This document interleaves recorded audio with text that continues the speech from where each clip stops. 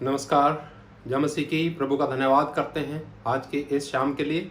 एक बार फिर प्रभु जी ने सौभाग्य दिया आपसे बातचीत करने के लिए, और ये बहुत ही आशीषमय समय होता है जब हम शाम को बैठ करके प्रभु की वाणी आज वीरवार के दिन देखते हैं। तो आज का जो वाणी है, आज की जो वचन है, बड़ा ही आत्मा के द्वारा आप सीखिएगा।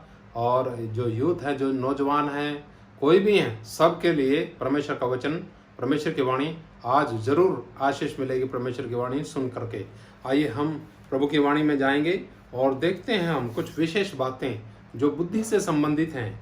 हम देखते हैं नीति वचन, और नीति वचन का 4 अध्याय, उसका कुछ वचन मैं आपके बीच में पढ़ना चाहूँगा। यहाँ इस प्रकार लिखा है 4 अध्याय का पहला वचन से और 7 वचन तक। हे मेरे पुत्र, पिता की शिक्षा को सुनो और समझ प्राप्त करने में मन लगाओ, क्योंकि मैंने तुमको उत्तम शिक्षा दी है। मेरी शिक्षा को न छोड़ो। देखो, मैं भी अपने पिता का पुत्र था और माता का अकेला दुलारा था, और मेरा पिता मुझे यह कहकर सिखाता था, तेरा मन मेरे वचन पर लगा रहे, तो मेरी आज्ञाओं का पालन कर, तब जीवित रहेगा। बुद्धि को प्राप्त कर, समझ को भी प्राप्त कर, उनको भूल न जाना, न मेरी बातों को छोड़ना। बुद्धि को न छोड़, वह तेरी रक्षा करेगी। उससे प्रीति रख, वह तेरा पहरा देगी। बुद्धि श्रेष्ठ है, इसलिए उसकी प्राप्ति के लिए यत्न कर। जो कुछ तू प्राप्त करे उसे प्राप्त तो कर, परंतु समझ की प्राप्ति का यत्न घटने ना पाए। प्रियो, यहाँ पर इतनी अद्भुत बातें यहाँ पर लिखी हुई हैं। अगर हम इनको अपने जीवन के अंदर आत्मसात करें तो वाकई जीवन का आनंद आपके पास होगा, और ये बातें आपको हर एक परिस्थिति में सहायता प्रदान करेंगी।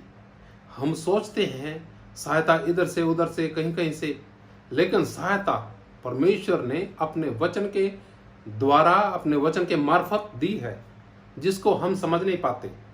यहाँ पर प्रभु का दास सुलेमान क्या बात करता है, अपने पिता के बारे में बात करता है।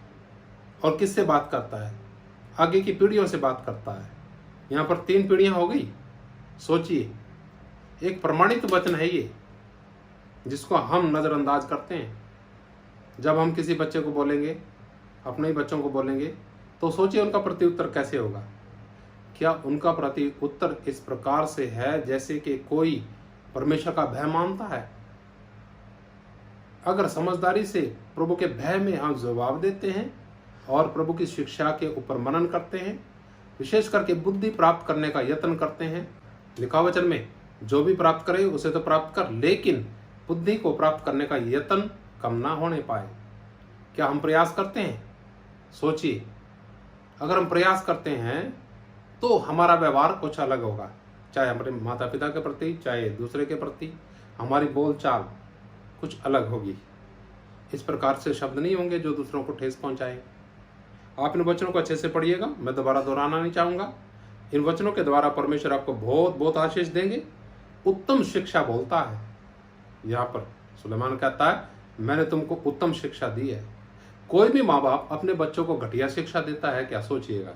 लेकिन क्या आज के बच्चे अपने माँ बाप पर भरोसा करते हैं?